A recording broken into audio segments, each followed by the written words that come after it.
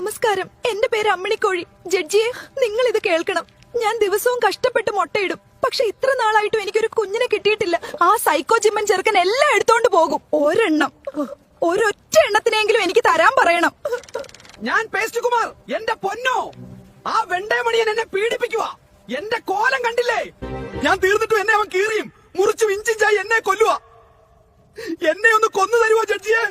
ഇവനുണ്ടല്ലോ ഇവൻ, ഈ പരനാറി.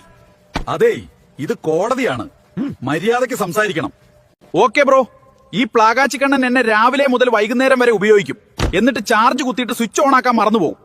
അതും പോരാഞ്ഞിട്ട് ഒരു 10% എങ്ങാനും ആയാൽ എന്റെ ഉച്ചി മുതൽ ചന്തി വരെ പൊള്ളുന്നവരെ ഗെയിം കളിക്കും. പിന്നെ ഒരു ആശ്വാസം, പാസ്പോർട്ട് ഇല്ലാതെ ഞാൻ സകല രാജ്യത്തും പോയിട്ടുണ്ട്.